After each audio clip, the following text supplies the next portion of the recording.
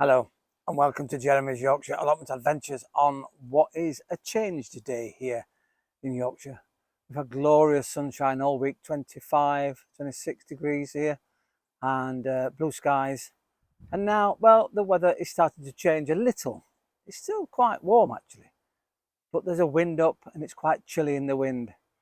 And it always comes at the time when you decide to plant outside, transferring from the greenhouse to the soil, to the final growing positions of all those plants that are shooting up and need constant watering and beautiful new soil to thrive in. Sit back, relax, put your feet up, have a cuppa, and well, welcome to this week's show.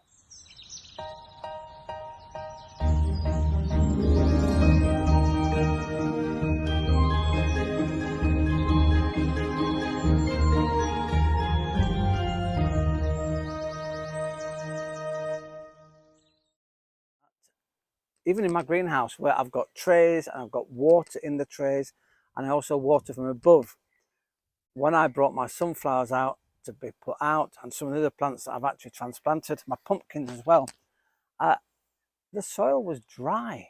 Even though they've had watering from the bottom, there's a little bit of moisture, but you see, I think that because the roots had come out from the bottom of the plant pots, in fact, here's a photograph, here we go. And look at this, the roots are definitely shooting from the bottom.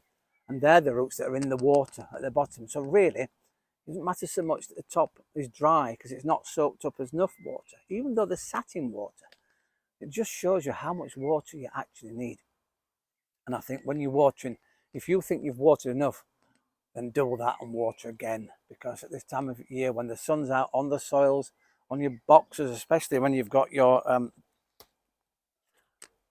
plant pots, it gets dry really quickly. I mean, this is dry. It was only watered yesterday.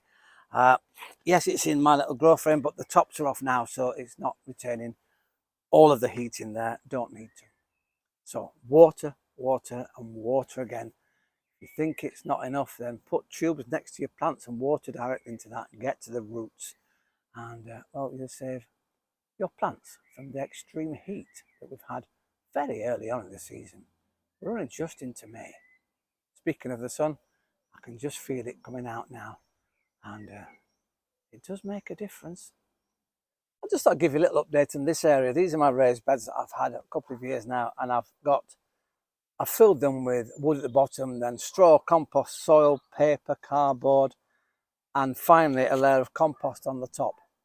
I've decided to put my cabbages and my cauliflowers. They're the strange, funny cauliflower. I say strange, funny cauliflowers. They're not normal cauliflowers, and we'll talk about those once they get a bit bigger and their heads start coming.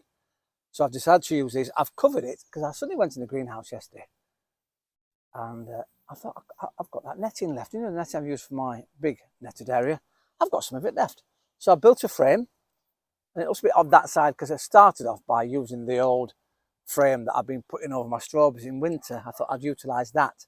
So that's across the back at that side, but this whole thing now is completely covered, which will keep all the cabbage whites off, because once these go out, really do attract those cabbage white butterflies, and they are around, I've seen them.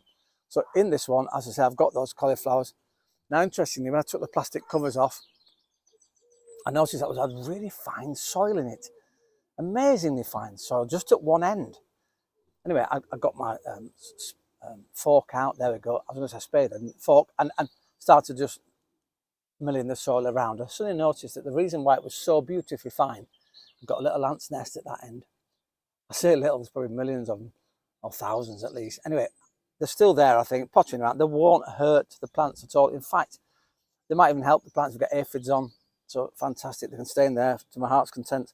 This side, nothing in here yet. I'm putting in here red cabbages, I think, when they get big enough to put outside, and they'll go in there. But yeah, isn't it lovely to be able to utilise these beds? It says full sun for that, but actually I've grown them on this bank before, and when the sun gets to just behind the camera here, they'll get sun, and the sun then will be on for most of the day. Apart from the two big trees, there's about an hour in between when we don't get much sun in this area, but they'll really enjoy it. Look at this, beautiful yellow poppies. Now this, I think, either came from the pack that I sprinkled last year and they've come back, or I do remember taking one from the front of my house. I actually got the whole plant and I popped it in. Now, I can't remember when it was here, and it doesn't matter anyway, but because they're so delicate, but yet they're so beautiful. What a ray of sunshine of yellow here. Now, the plant there, here, this one, I think, well, I thought it was lemon balm, but it can't be because lemon balm has a, like, serrated edges. I'm trying to work out what it is. I'll have a think about it. It's definitely a herb of some description. I had lots of herbs in this area. I've moved some of them actually. They've gone elsewhere. But yeah, it's an odd thing. I'll do some research. I'm not quite sure. It was just a weed. I think it's a herb. It's fantastic. It's come back though. I'm just in the right place. I've put my pumpkins out too, and I've got 1, 2, 3, 4, 5 pumpkins in here. I must be bonkers. But the thing about pumpkins is they just like to roam, and actually growing amongst the potatoes, and soon I'll be putting my beautiful sweet corns out. They'll come out here.